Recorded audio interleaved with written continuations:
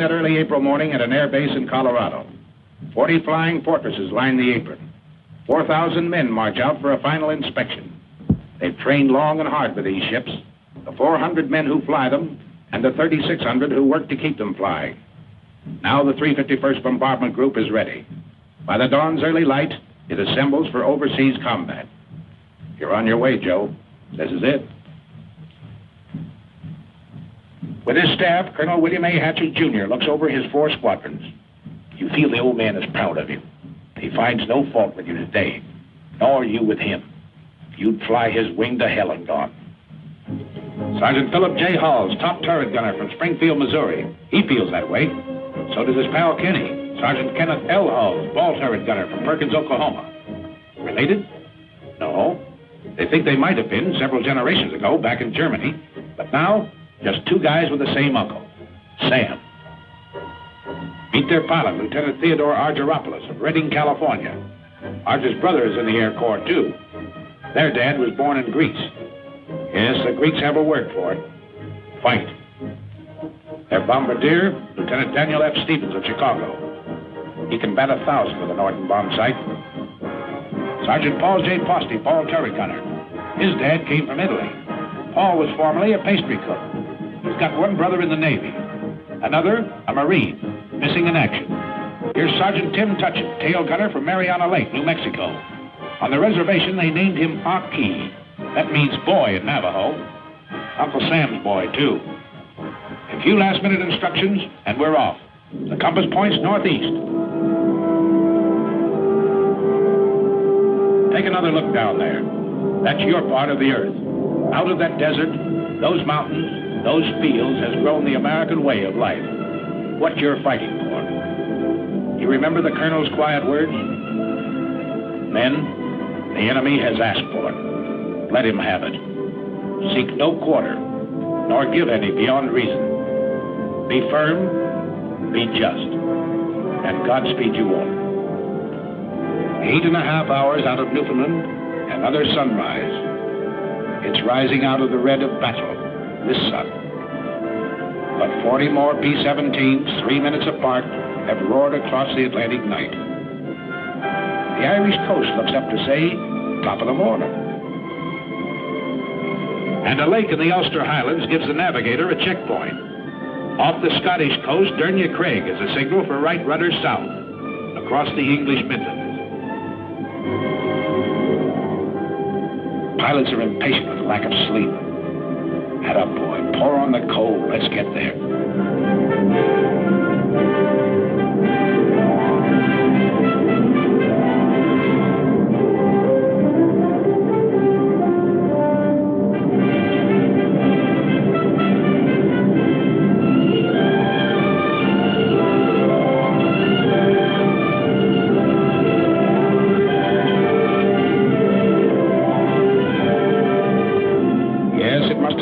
Different when the wings carried swastikas instead of these big white stars.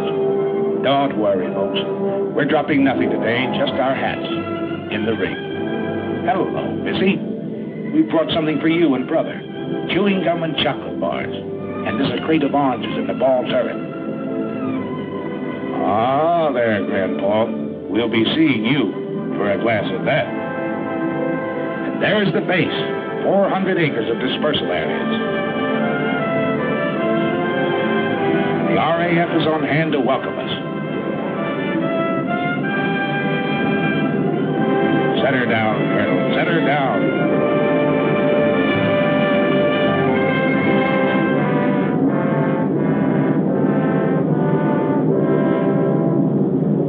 The 351st becomes part of the 8th Air Force.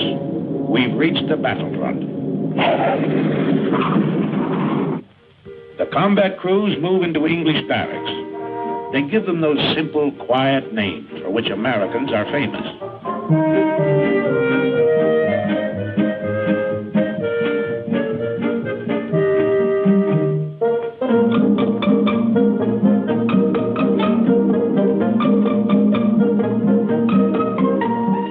Later, the ground crews arrive. Hiya, Gus. Great boat trip, huh? Only 7 days and without any escort, too, See any submarines? Oh, 100 of them, huh? Well, I guess you want to know, Gus. They tell me you was hanging over the rail all the way. Next day, big doings. Class A uniform. Shine those buttons. His Royal Highness the Duke of Gloucester, brother to the King of England, drops in and is greeted by the old man. What's up? Sergeant Major says the RAF is handing over the field to us.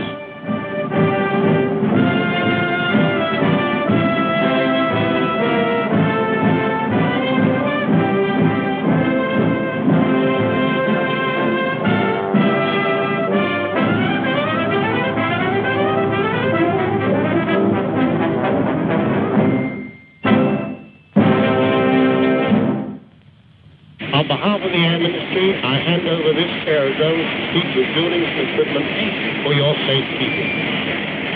It gives me great pleasure to accept this station on behalf of the United States Army Air Force.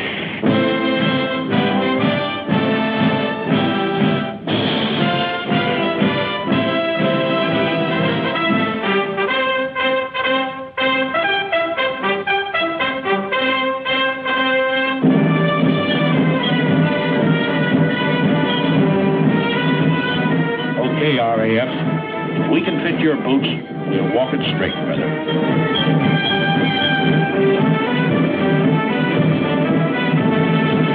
Another surprise visitor, General Arnold himself, doing a world inspection flight. He tells you you've got a tough assignment. This is one head man who knows and doesn't kid you. We have the privilege to meet General Eaker, Commanding General, 8th Air Force. Hi, Mr. Gable. Yeah, glad to see you. How are you coming to this camera training film of yours? Well, it's a little early to tell yet, sir, but we're turning a camera on everything and everybody. Well, I know what General Arnold had in mind in having you make this gunnery picture. Captain Gable, our gunners are already the best in the business. But if they were only 10% better, it'd cost the Germans another 100 fighters a month. So fire away, gunners. Plenty more practice before that first mission. His sleeve is a forked wolf. Track him. If you don't, he might get you, and you might have to bail out. Over the channel, perhaps. But if you do, a Spitfire of the Air Sea Rescue Service is bound to spot you. A stubborn, tough gang, this outfit. They'll go after you any time, any place. They picked up men 3 miles off the French coast with Heine defense batteries screaming, "No, you don't." Their answer is always, "Sorry, old boy, we will."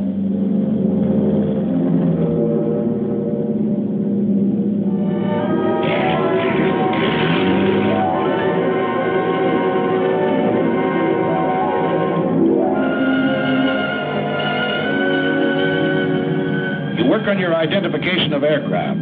Over here, it's with a real McCoy, such as this captured Ju-88. Well, there it is. Everything up forward, punched under the nose. But the Canadian pilot says it's a sweet flying ship. Yes, sir. A dangerous all-purpose aircraft. Or the Heinkel 111K. A bad hombre, but he makes good airplane, gentlemen. These will be a happy sight in days to come. Your fighter escort, that big barrel nose job, circled in white, your own American P-47, the Thunderbolt, side by side with a graceful spit. These are what you don't shoot at. You hear daily lectures on security given by Major Scott, your Scotch-born intelligence officer. Let's stop kidding ourselves. This flying field is only 20 minutes from the battlefront. The dumb spies have all been shot. The smart ones are still living. And you may run into one of them tonight at the Red Lion pub. And if you go to the pub, remember, £1 is not $1, but $4. And that equals 20 shillings. 1 shilling equals 12 pennies, which equals 20 cents. 1 English penny equals 2 American pennies. And don't throw your pennies around. Major, seems to me the paper in this town is not very durable. What do you mean durable? Laugh at this one for 20 years.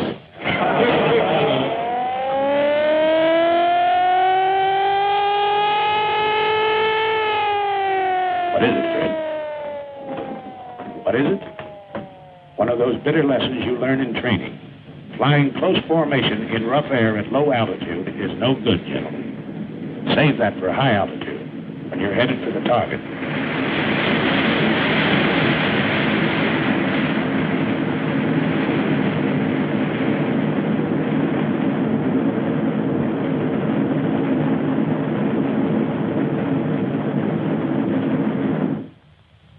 Next morning, we crawl out of the sack to find Britishers on the field again. Big Halifax bombers that had blasted Berlin during the night. Their own field was closed in by weather, so they dropped in on us for breakfast. Say, Percy, how's the yak over there? Rough? Oh, not half bad, Yank. Well, cheerio, lads. Thanks for the ham and eggs. So long, Percy, old boy. We'll be finding out for ourselves one of these days.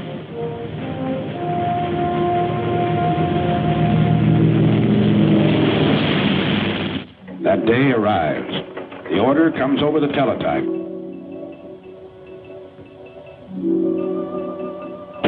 The communications clerk carries it to Colonel Milton, operations officer. To Colonel Burns, deputy commander. The old man is on the phone. Then in the briefing room. I'm summarizing. Remember your route in to this DR point where you go northeast to avoid this black area. P-47s will escort you to about this point on the way in, and Spit 9 will meet you about here on the way out and escort you all the way home. And now the weather officer. Weather's plenty important. You'll probably have to go over and above the altitude that you're scheduled to fly, 23,000 feet. From the IP to the target, the winds will be very strong tailwinds, and your ground speed should be well above 260 miles an hour. The visibility is good everywhere east of that cold front, and the temperature at the target should be comparatively warm, minus 25 degrees centigrade.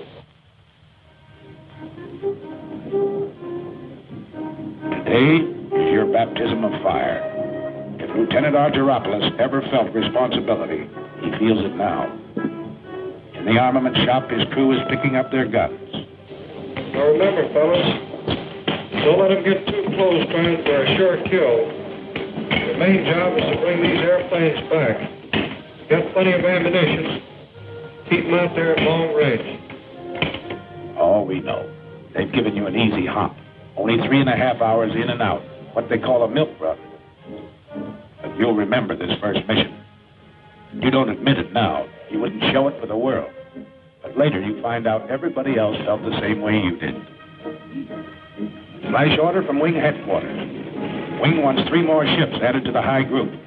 3 more bomb bays have to be loaded. Got to step on it. Positions in the formation change.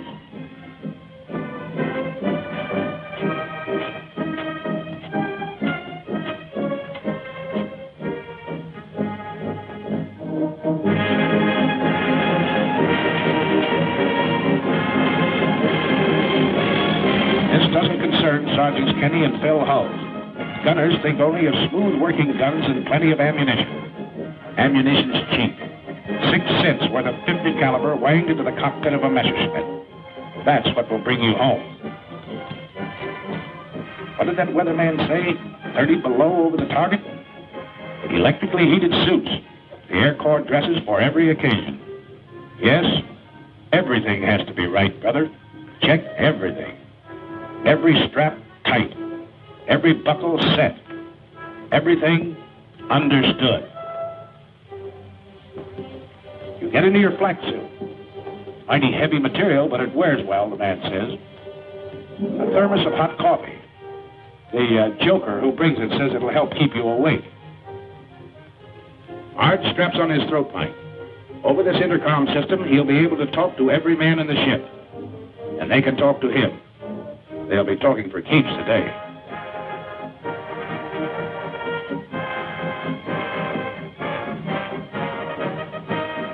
Well, that flare from the tower ought to be along any minute now. There it is. Start engines. Colonel's already been on missions with seasoned outfits. Today, he leads you on your first.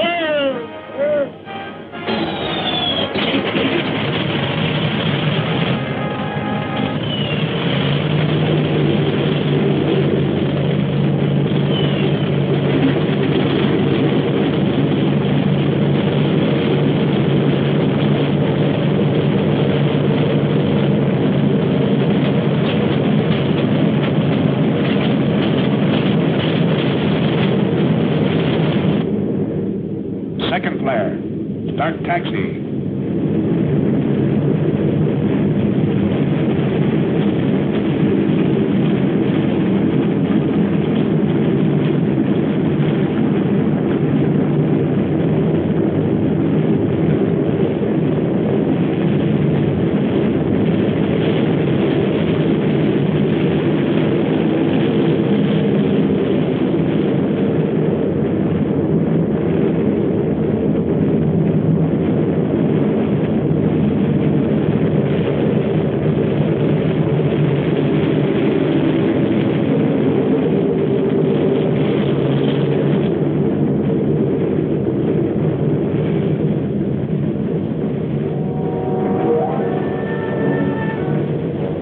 Punch wing to wing at the start of the runway. Easy now, slow. You'll cut somebody's tail off. Rev her up, but ride those brakes hard, Red. Roger. You keep your eye on the tower. Take off. The old man leans full on his throttle. At 15-second intervals, you follow.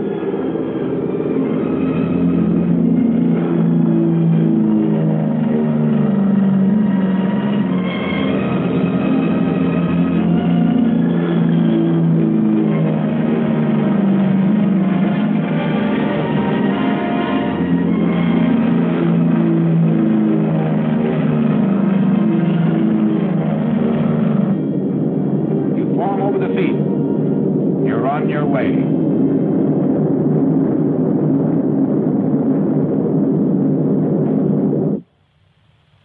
The rest of the outfit sits down to wait.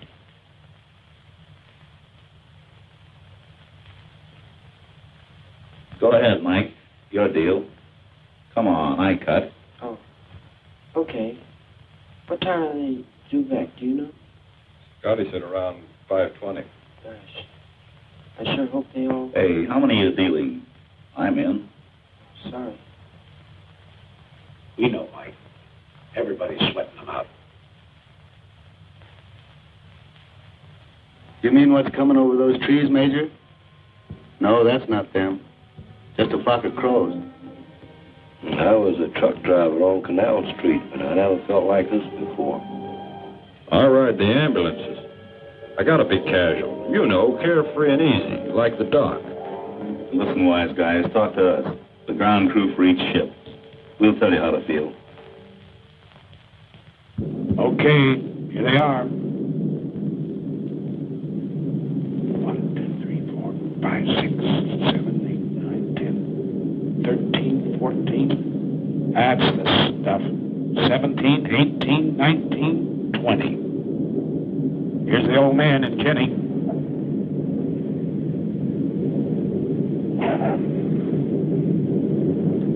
Yeah, that's your ship, Corporal. You can uncross those fingers now. 627. That's Joe Frischholz. A little hot, Joe, but you're a hot pilot.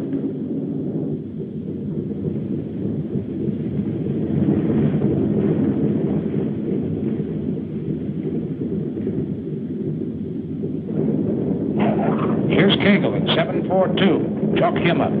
Here's old Zip at 879. He's got number 4 prop feather, too. Here's 953 with number 2 out. And look, Jim couldn't get his bomb bay doors closed either.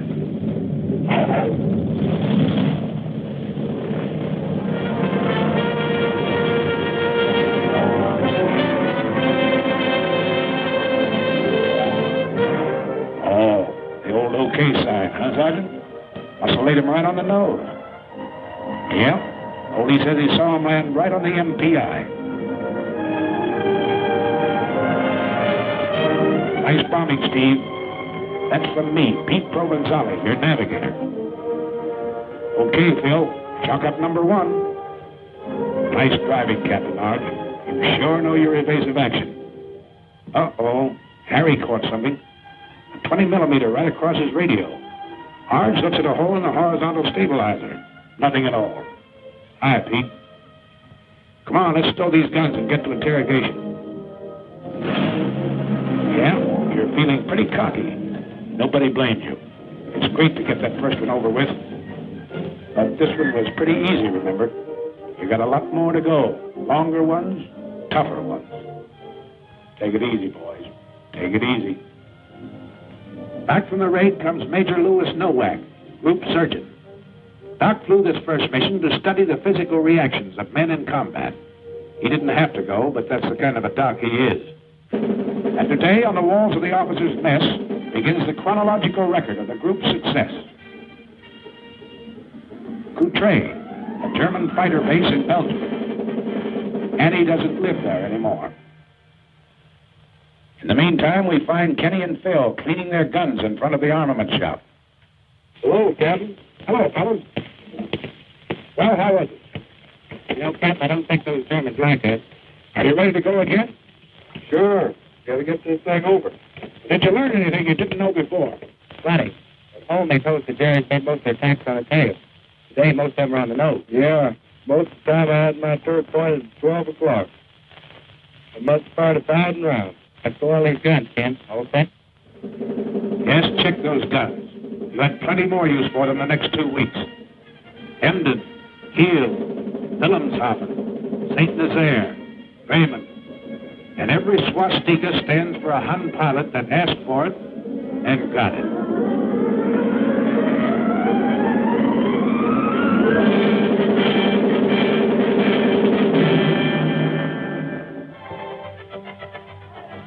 Came days when enemy targets were hidden by weather.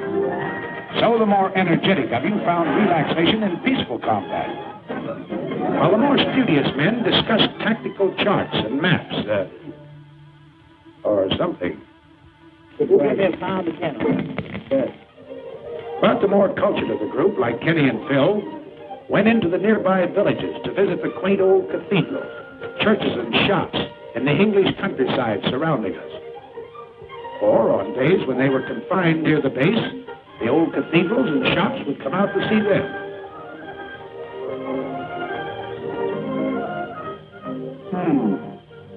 This little shop wants to go home. Meanwhile, back at the kitchen, we find a very unhappy and angry man. Hello, Sergeant Posty. Hello, Captain Gable. What's this? I thought you were a ball turret gunner. I thought so too, sir, but I've been grounded. Oh, your pants crept up on you, huh? Yes, sir. They found I was chef at the Brown Derby in Hollywood, and now they have me in the mess making the cake tonight for the officers' party. Nothing you can do about getting back into combat? I don't think so, Captain. Well, Sergeant, remember this. There are 2 kinds of cake. One of them's good, and the other one, I'll be seeing. But gals or parties, you're still fighting a war. And you're getting mighty good at it. Nobody knows it better than the sucker who started it. Little Adolf. Well, Sergeant Posting, back into combat, huh? Yes, sir. How'd you manage it? Well, sir, you know what you said. There are 2 kinds of cake. So Posty's back in the air with you. You're blowing factories and power plants 1,000 feet in the air. Okay, how about you, Winchester? Well, I'm a little excited. What happened? I have a little present here for you. What's that, black? Came in the side of the radio room and hit the buckle on my parachute down on the floor. Who wrote this plane? Phil. What time was that? It was about $1,600. $1,600. Where'd you tap it? You know, that was It's right here, just east of us. East of Austin. Yes, we'll confirm that. I saw it. I confirmed it. After he fired it, came down and passed underneath our left wing and exploded right underneath it. Nobody's bailed out. And when you hand out punishment like this, you've got to take some, too. The day you got back from over Villacoublay, just outside of Paris, was plenty rugged. Signal flares. That means wounded aboard. What's tough about it was you had to bring your bombs back. You couldn't drop them. When you reached a target, you found it closed over by weather. That's an order when you're flying over France. No indiscriminate bombing. Just German installations.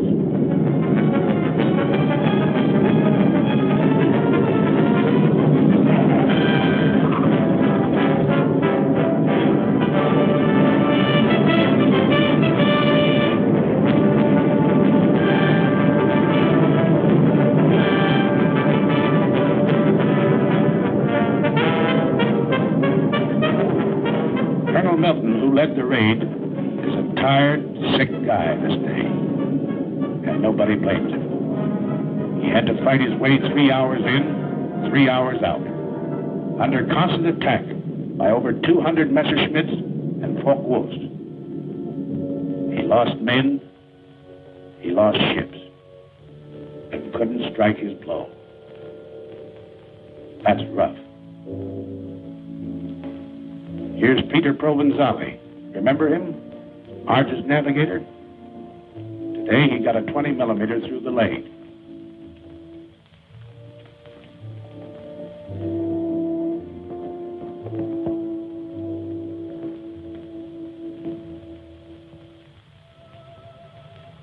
Control cable shot in two, but some wounded gunner wouldn't quit. He tied them together.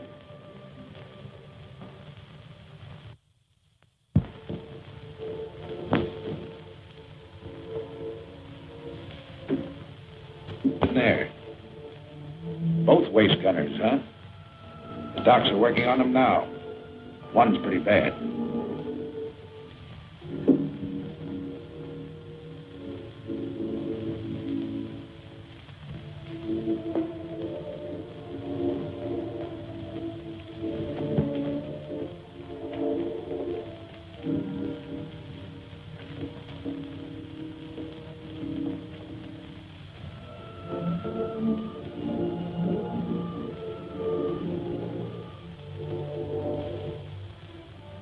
Easy now, you guys. It's Bob Wallace, co-pilot. He slammed one through the cockpit, tore into Wally below his knee.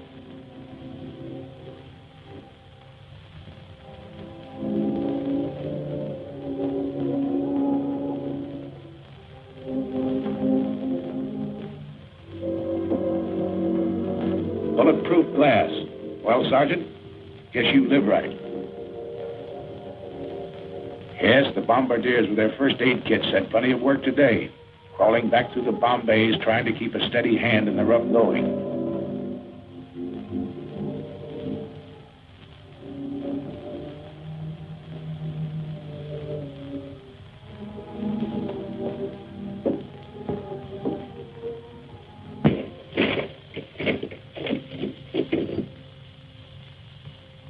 Many of your pals left you that day.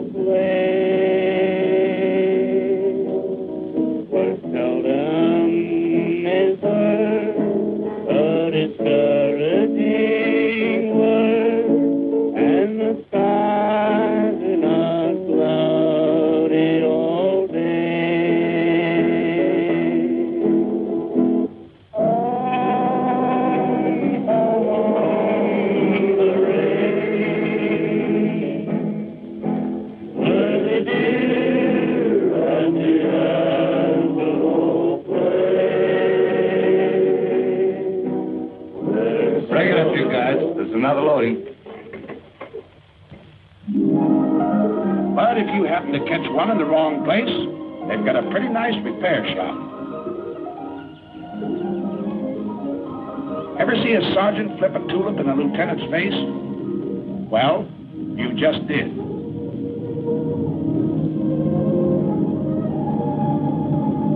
Yeah, while the gang at the base carries on, you can take it easy for a while.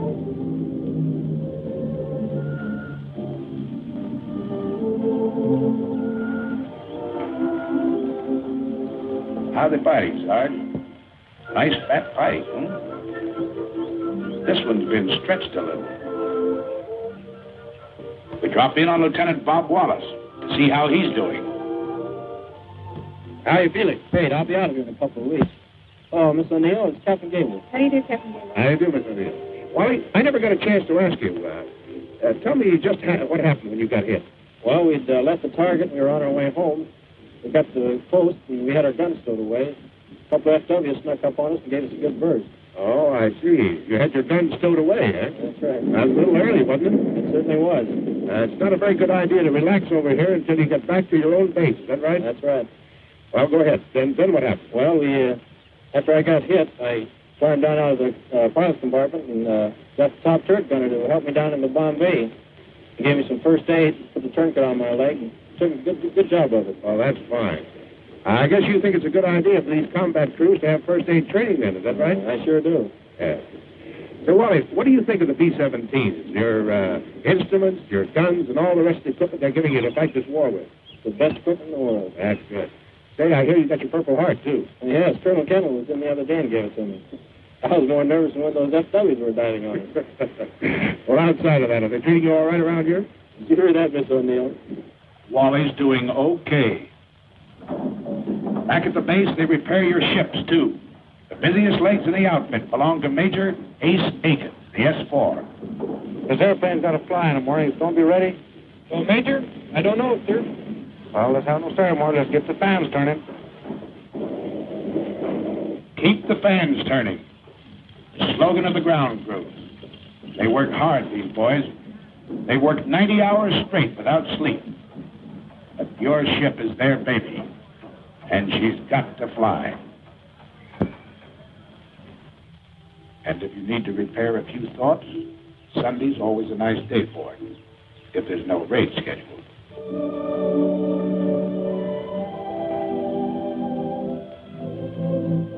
What do you know, Ken? This church was built 900 years ago.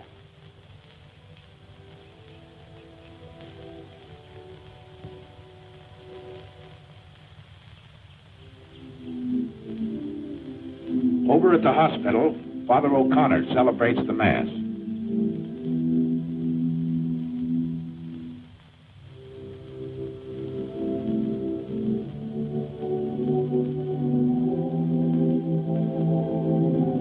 The boys receive Holy Communion.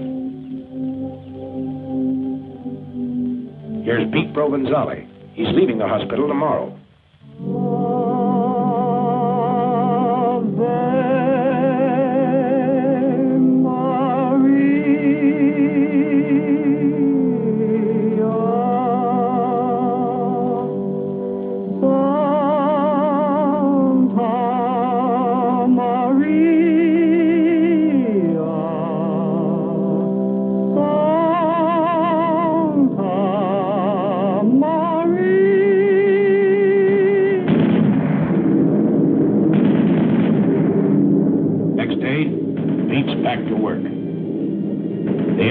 Back to work. The 351st is still flying, Adolf.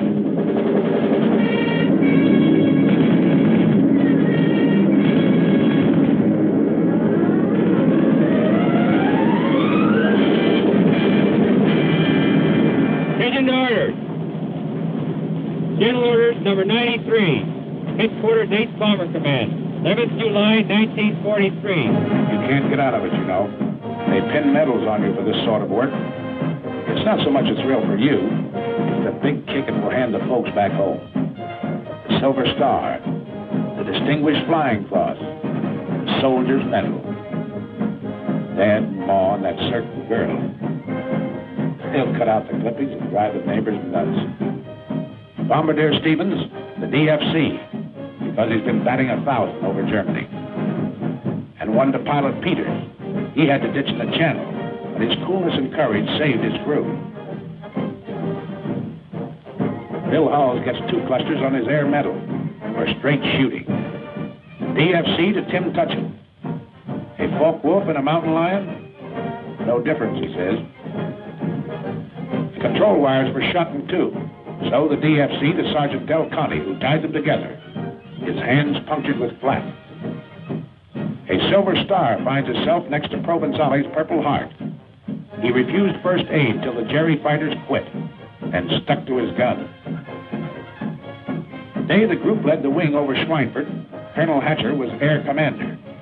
To him, the silver star. And the DFC to Kenny Hulls. Colonel Gross is smiling because Kenneth was having a Coke in the PX when his name was called. Are you forgetting your 5 confirmed Jerry, Sergeant? We're not. And they don't forget you when you're a little battle-weary and need a rest. At a very gay seaside community, a world-famous resort hotel has been converted for your pleasure by the Red Cross. A great place here. Sleep, eat, or what have you. Hey!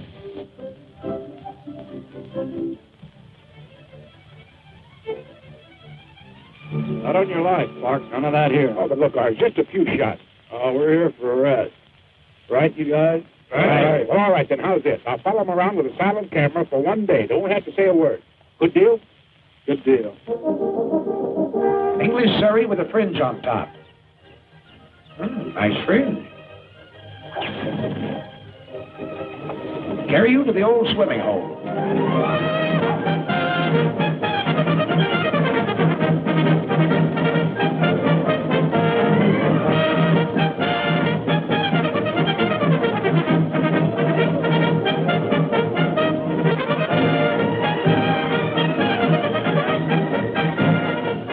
Let down your flaps. Slide in.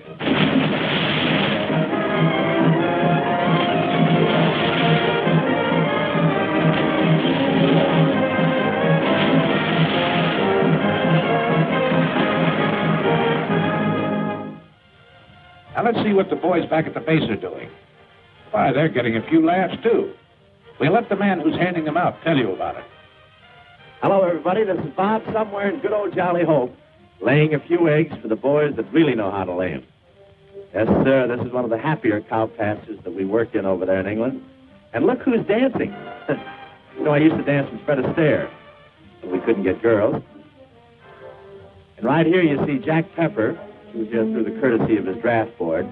His picture's a little dark, I understand, but after we were there a couple of weeks, we got a little braver and we started to work with the lights on. This is really a great, great crowd out there tonight. And I understand Rhett Butler is on the fringe of the crowd. They tell me that they stopped him from flying in those B-17s. They claimed his ears held the plane back. Nice little scene. Shows Pepper trying to get his expense money. Look at that mob. You should have heard him cheer when Francis Langford walked out and when Tony Romano played the guitar. Yes, sir, you'll never know how this bunch of boys picked up our morale. Again, the weather breaks over the continent, and the handwriting on the wall spreads your story. You're into the 3rd panel now. You've been out 8 days in a row and done a doubleheader over France on the 9th. This man's Air Force is piling it on. 2 combat wings have been added. 2 air divisions formed. So you're not very surprised when General Eaker comes that day. Something big is up. He goes into the briefing room to confer with the old man and his staff. They call in the squadron commanders, even the flight commanders. What did he tell them? Your 4 squadron COs. They know, but don't talk. Just grin a little with excitement. It's something big, all right, because the bomb dumps have been getting plenty of heavy stuff lately. And a loading order came through this afternoon. Stand by. More than that, wing racks. We're really going to pile it on.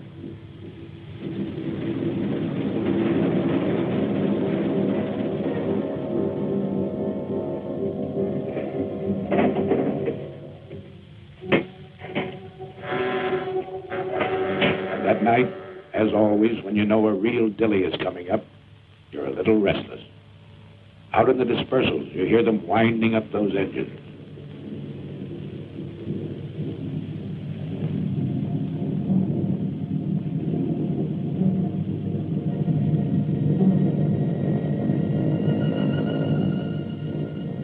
That's all right, ground crew. Make 'em sing. Make 'em sing good.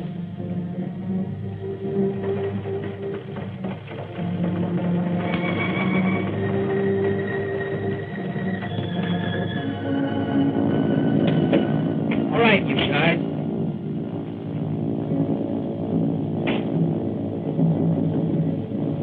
Breakfast at 3, briefing at 4.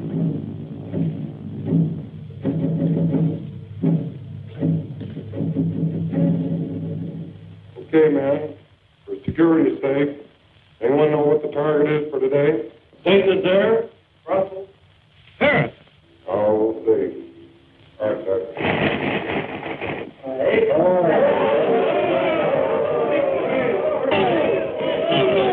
Frequency, Deutsch. This is the longest penetration for this group. We've got an A+ target over here. We've got to get it. Okay, gentlemen. Stations are at 5:05. Start engines 6:05. Taxi at 6:15. Takeoff 6:30. Got it? That's all. Okay, man. Let's go get this target and we'll take the jet.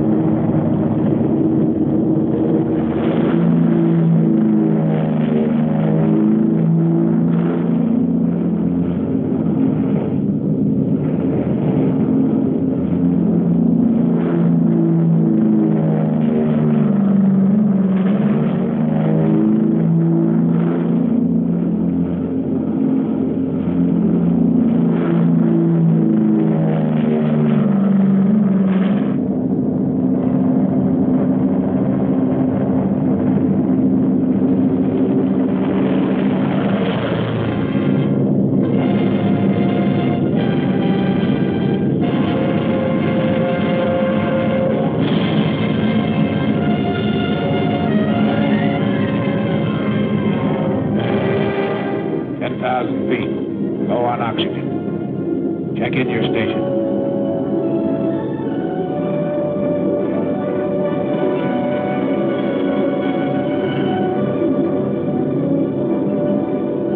At the designated splicer point, still over friendly territory, rendezvous with other groups. Your combat wing banks into position. Then wing after wing, as far as the eye can believe, the attack formed. It heads for its assigned targets 500 miles away. Up until this moment, your fighter escort is still on the ground, guarding its limited fuel capacity. Now flight control gives a signal to the Thunderbolts. They climb upstairs to overtake you.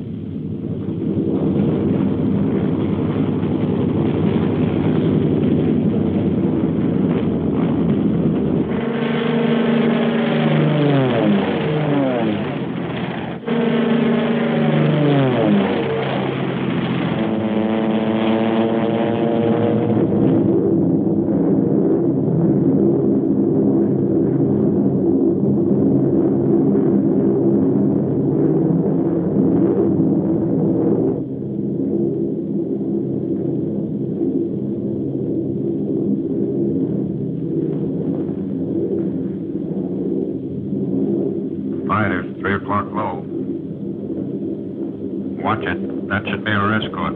You're right, sir. 47s.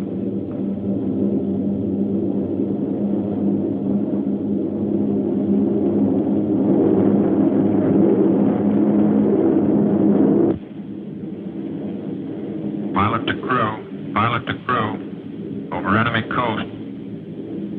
On the ball, you guys.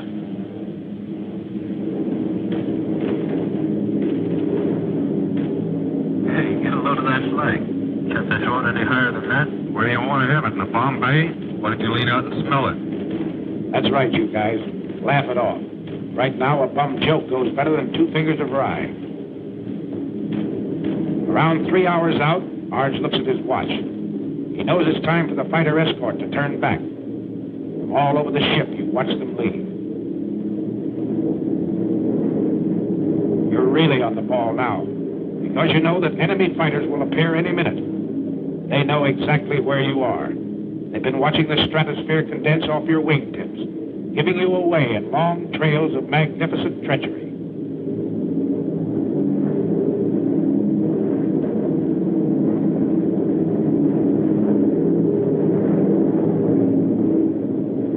Okay, here they are. 9 o'clock high, enemy fighters. Same thing at 3 o'clock. Yes, at least those vapor trails work both ways. Arch watches the enemy formations as they parallel your course. Seems obvious. They're staying out of range, going out ahead to turn in for a frontal attack high. All turrets swing about to help guard the rear. Top turrets hunt the sky above in all directions. There's some more out there. Keep your eyes peeled. Now it comes. The enemy pours in at you from every point on the dial.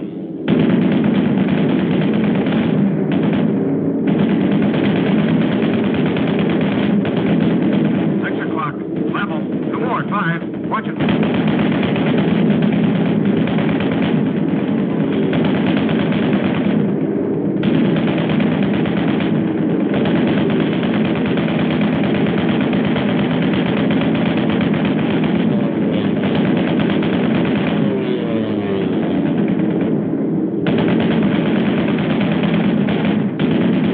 Get that one at 3.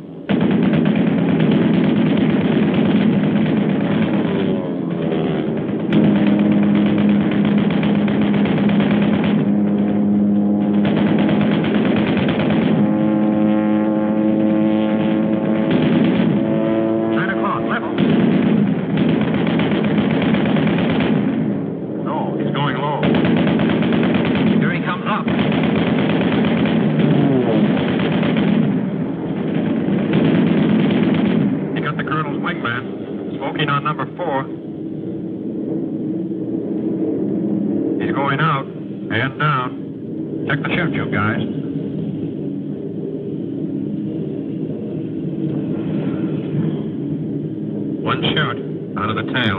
2 out of the waist. Another 2 points out of the nose. There's 2 more. Pilot the tail. Pilot the tail. Let me know how they're doing back there. Roger. Fighter, 6 o'clock. Coming through.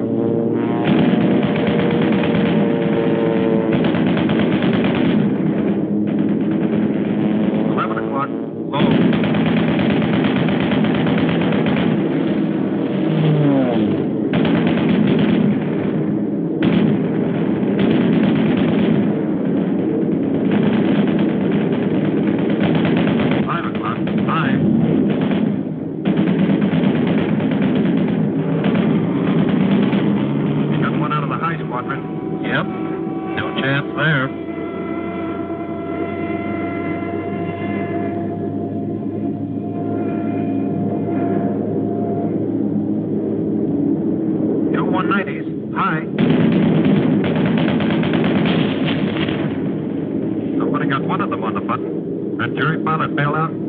Walking away from it.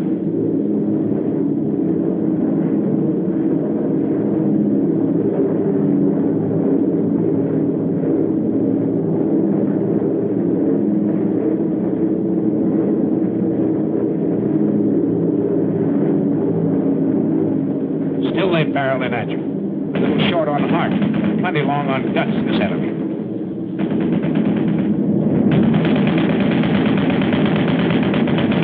Another 17 hit. And again, you have to close the gap in the formation.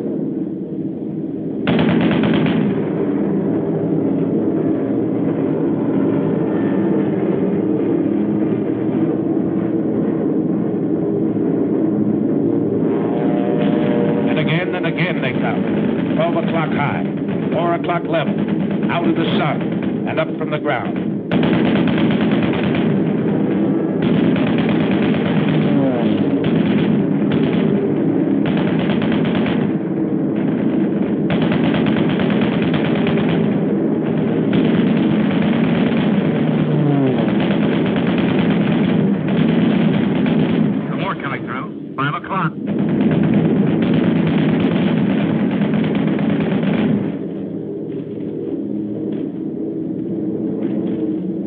Crossing another flak area. It's heavier this time, so black and thick you can almost hear it, and it's more effective.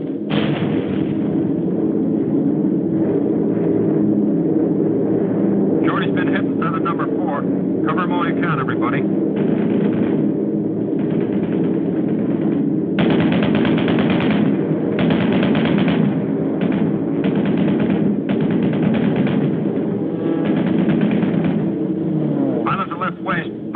There's another one working Shorty over. Can you help him? No can do, sir. Out of range.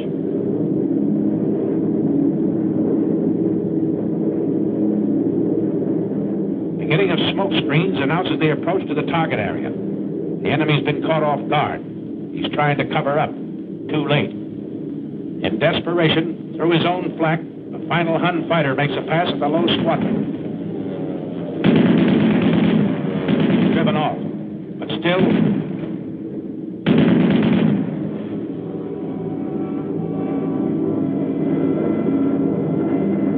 and a fighter or flak get that ship? Flank, I think.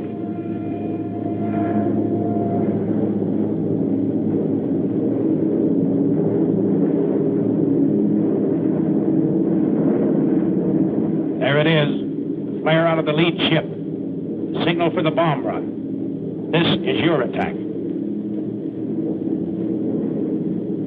All right, Steve. We're on the IP.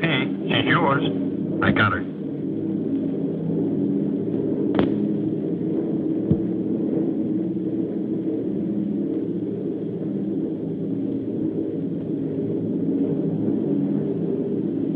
Bombay doors open.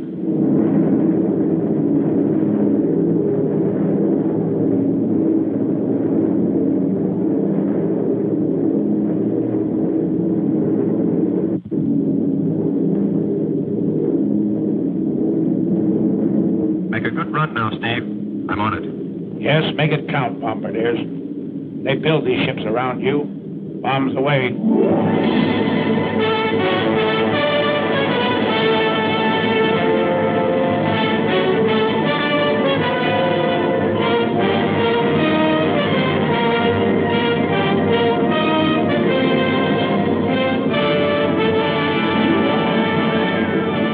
The lead group picks out its MPI in the dock area. Let's go with the heavy stuff and the big incendiaries. The high group heads for the industrial section and hands out the same medicine.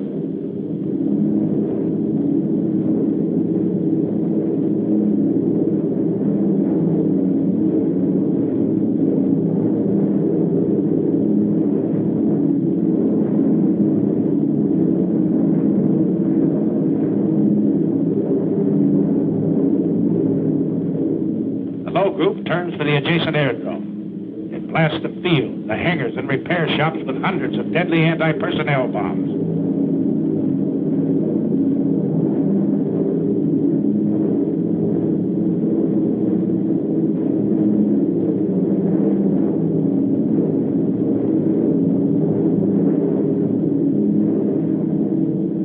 A nice pattern, Bombardier. Good deal.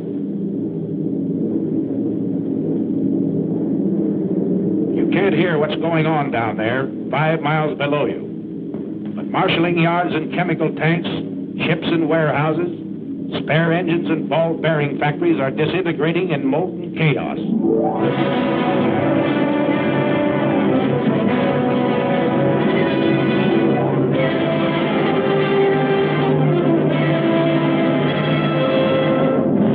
It's thunder out of the Alleghenies, Adolf.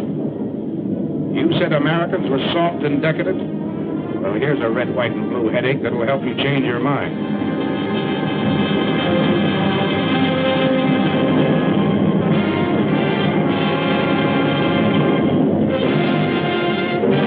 runway doors close, take a last look at the target area. The smoke from its burning debris rises 16,000 feet into the air. More flak. The aim's still good down there.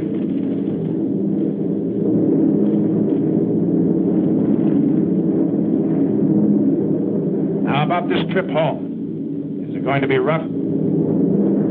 Pilot to crew. Pilot to crew. Well, you guys, we're over an hour out. They haven't come back at us yet. Looks like we're lucky this trip.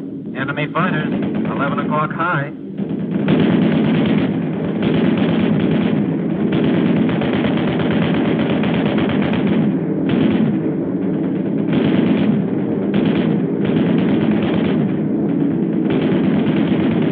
Another 1 o'clock high.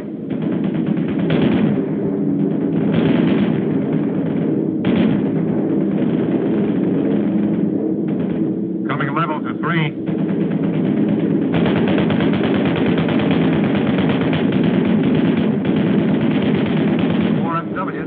High. They don't want it. ME, 110, 1 o'clock high.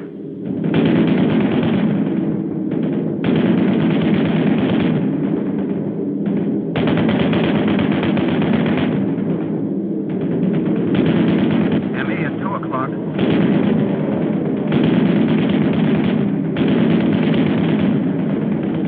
I got him.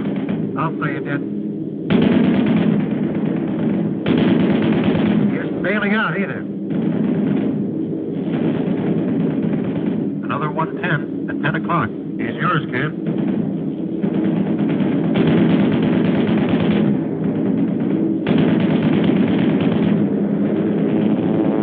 There he goes. Here's the pigeon. Stoffel commanders throw their pilots into formation with suicide orders. That's what they get. Formation is tighter than ever. You're not sparing ammunition. You're knocking them down like mallets. One more.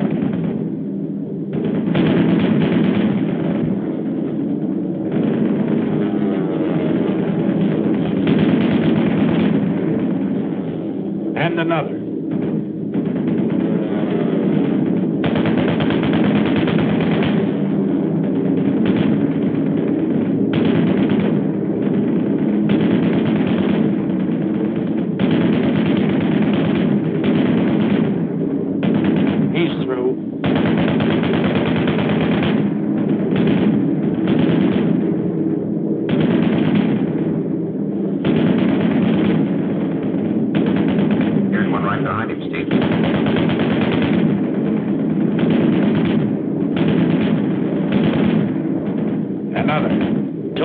For the boys up forward.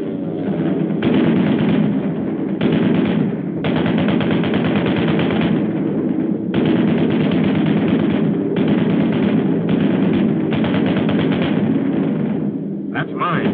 You see him, kid? Sure do. I'll confirm him all right.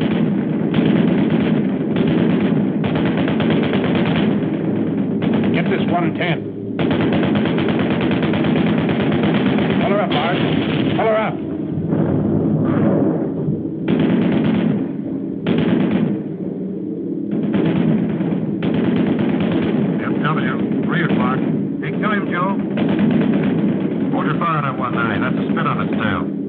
Yeah, our fighter cover's got here. Ah, poor spit. Gee! I feel it, Derry. It's over today, pal. Look at that spit right up down. Oh, you sweetheart. Good night, sweetheart. Till we meet tomorrow. Good night, sweetheart. Sleep well, banish sorrow.